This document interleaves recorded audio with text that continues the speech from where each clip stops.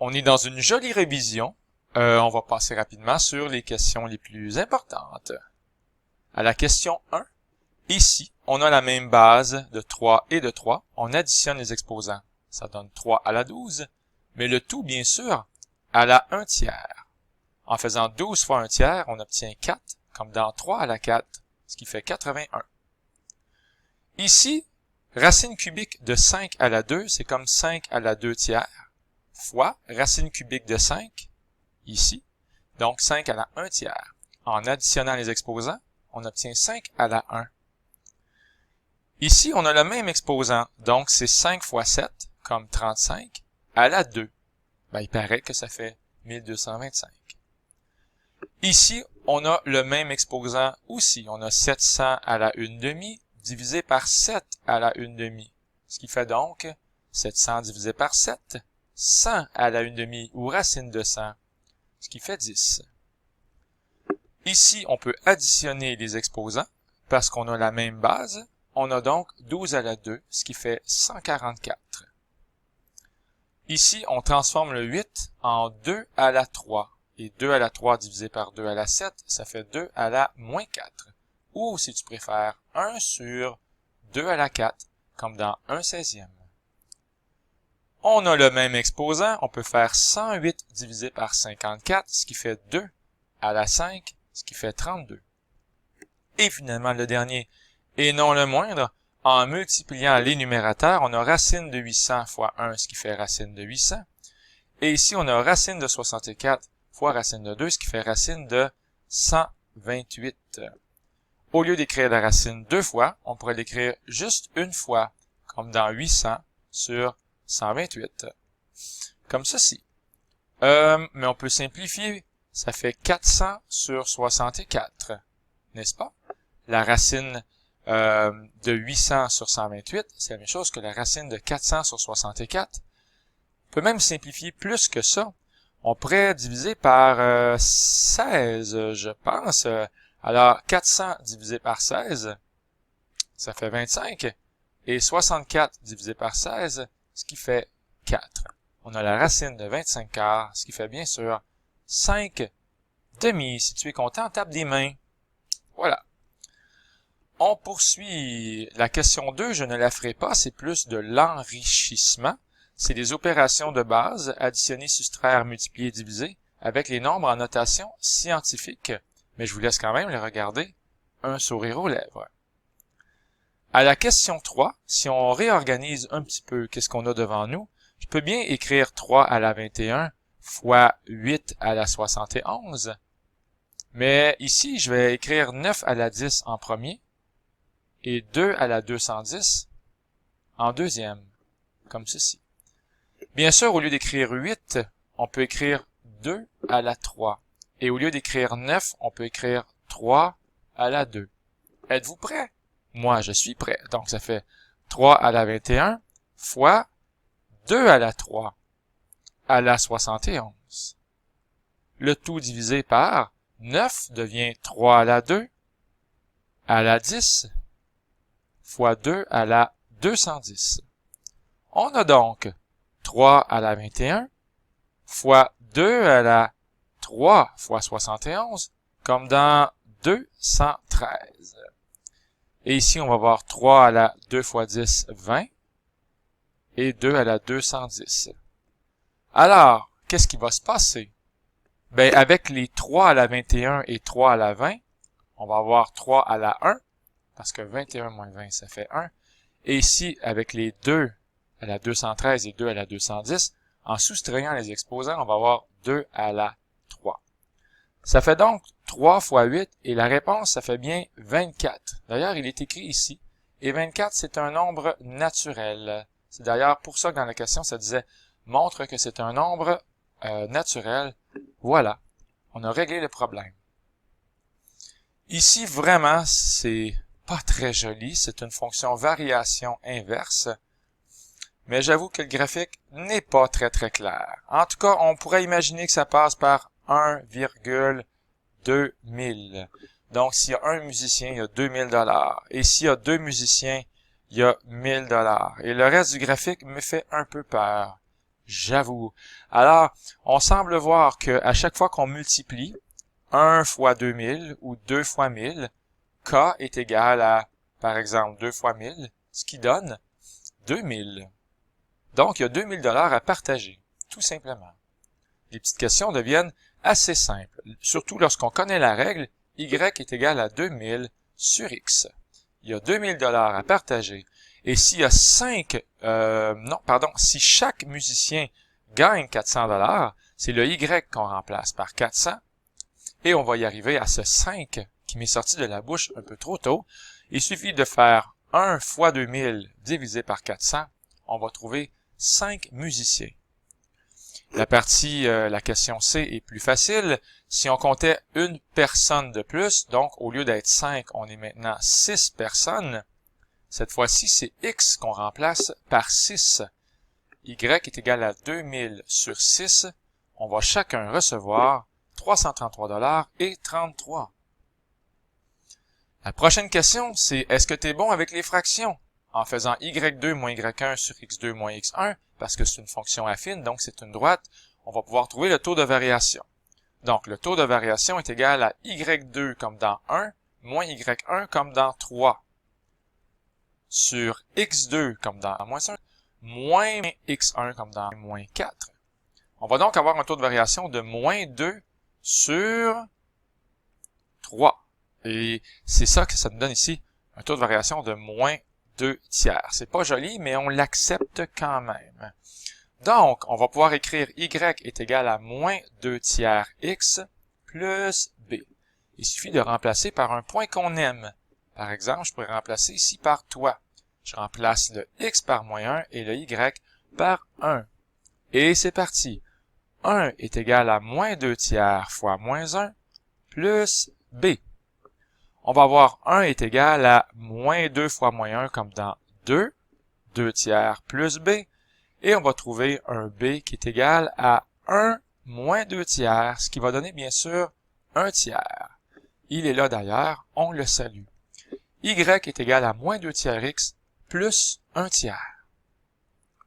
À la question 6, on veut la diagonale la plus longue dans ce prisme à base rectangulaire. Ben, on pourrait imaginer, bien sûr, d'abord la diagonale pour le plancher qui est ici. Donc, on pourrait écrire C, comme dans 4 à la 2 plus 6 à la 2 est égal à C à la 2. C'est bien un C. On va trouver 16 plus 36 est égal à C à la 2. Donc, 52 est égal à C à la 2. Et racine de 52 cm, c'est la mesure de la diagonale pour le plancher. Donc, on va le pointer, on va écrire racine de 52 cm. On fait maintenant un deuxième Pythagore, on l'accueille parmi nous, avec le triangle rectangle en orange. C'est toi le côté le plus long, c'est le segment AB. On va l'appeler D, la mesure de ce segment-là, du moins D.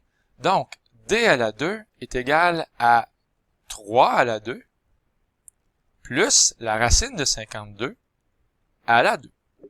On va donc obtenir D à la 2 est égal à 9 plus 52, ce qui fait donc D à la 2 est égal à 61. On va trouver racine de 61 cm ou environ 7,81 cm. Excellent pour la question numéro 6. Juste un petit mot en passant. On aurait pu faire tout de suite D à la 2 est égal à la racine carrée de 4 à la 2 plus 6 à la 2 plus 3 à la 2 directement, on aurait obtenu la même réponse. N'est-ce pas merveilleux? À la question 7, c'est là où je vais avoir le plus de questions de la part de mes élèves. Et c'est pas nécessairement évident. Alors, tout ce qu'on connaît à propos de dans ce dessin, c'est on comprend que le triangle, il est équilatéral, et donc, il va y avoir des côtés qui sont isométriques. Toi, toi et toi. On sait aussi que les côtés mesurent 12 cm chacun. Alors, voici quelques conseils du coach. Vous pourriez imaginer ici un segment, pas n'importe quel, un segment CM, Ça coupe l'espèce de triangle équilatéral en deux. Et on a un joli triangle rectangle qui est ici. Comme ça. En passant, on a aussi un angle de 30 degrés dans ce triangle rectangle qui est en rouge. Parce que le segment CM que je viens de tracer, bien sûr, c'est une hauteur, mais c'est aussi une bisectrice. Ça partage l'angle de 60 degrés, celui que je suis en train de dessiner en vert, en deux angles isométriques. Alors, la moitié de 60, bien sûr, c'est 30 degrés, juste pour cet angle-là ici, donc en rouge. Lorsqu'on a un angle de 30 degrés dans un triangle rectangle, ça veut dire que le côté qui est en face mesure la moitié de l'hypoténuse. Étant donné qu'on a 12 cm ici et 6 cm ici, avec un joli Pythagore, vous allez pouvoir trouver rapidement la racine de 108 cm, ce qui va donner environ 10,39 cm, comme ceci. Donc, encore une fois, lorsqu'on a un triangle rectangle avec un angle de 30 degrés, le côté qui est en face de l'angle de 30 degrés mesure la moitié de l'hypoténuse. Alors, j'ai fait 6 à la 2 plus x à la 2, x étant la mesure du segment CM, est égal à 12 à la 2, et c'est ça qui m'a amené à 10,39 cm. Mais c'est pas tout. Il faut imaginer un deuxième triangle rectangle. Celui-là, maintenant, je suis en train de faire apparaître le rayon. Alors, celui-là qui est en vert ici, c'est un deuxième triangle rectangle. Et qu'est-ce qu'on connaît? Bien, on a encore un angle de 30 degrés. Vous y penserez comme faut. Alors, si on a un angle de 30 degrés, je pense que je vais le dessiner ici. On a le 6 cm. On a l'angle de 30 degrés qui est là. Et donc, le côté qui est ici, opposé à l'angle de 30 degrés, mesure la moitié de l'hypoténuse. Alors, vous pourriez écrire, par exemple, x et 2x, ou prendre une autre lettre, parce que j'ai déjà pris x dans mon dessin. Avec un calcul comme ça, en écrivant 6 à la 2 plus x à la 2 est égal à, entre parenthèses, 2x à la 2, ce qui va donner 36 plus x à la 2 égale 4x2, 36 égale 3x2, 12 égale x2, donc avec ce calcul-là, on va trouver racine de 12 cm pour ce petit morceau-là, ici. Et là, on commence à avoir beaucoup d'informations. On comprend que le petit bout que je viens de faire apparaître mesure racine de 12 cm, mais que le grand bout au complet, qui est en jaune maintenant, mesure racine de 108 cm. Et avec ça, on va pouvoir trouver l'aire du joli triangle, qui est maintenant rendu jaune. On a le rayon du cercle. En faisant racine de 12 fois 2, ça va nous donner le rayon du cercle.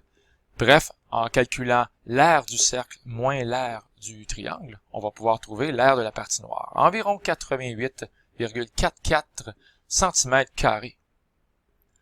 Ici, avec un petit peu d'algèbre, en faisant 6x plus 4 plus 4x moins 1, on va trouver ici 10x plus 3 pour l'ensemble du côté du carré. Et si on fait 10x plus 3, entre parenthèses, moins 3x plus 1, on va pouvoir trouver ici la mesure de ce segment-là ici. On va l'appeler le segment DE. Alors, la mesure du segment DE est égale à 10x plus 3, parce que ça aussi, c'est 10x plus 3. C'est un carré. On a donc des côtés qui sont de la même mesure. Donc, 10x plus 3 et 10x plus 3, parce que j'ai un carré. Donc, 10x plus 3 moins le fameux 3x plus 1 qui est ici. Si vous oubliez votre parenthèse, vous êtes malheureusement dans les ténèbres. On devrait trouver 7x plus 2 pour toi ici. Et là, vous allez pouvoir, avec un petit peu d'algèbre, trouver l'aire des parties grises en faisant 7x plus 2 fois 4x moins 1 et en faisant 6x plus 4 fois 3x plus 1, vous devriez trouver cette jolie réponse. Finalement, oui, on a des expressions qui sont équivalentes. Si vous prenez votre temps, le corriger, il est ici. 9x plus 1 à la 2 moins 16x2 va donner tout ça. Et même chose ici, on va avoir la même chose. On a des trinômes qui sont identiques. Voilà tout le monde, j'espère que ça a été une belle vidéo. Et c'était Luc Allard qui vous dit au revoir.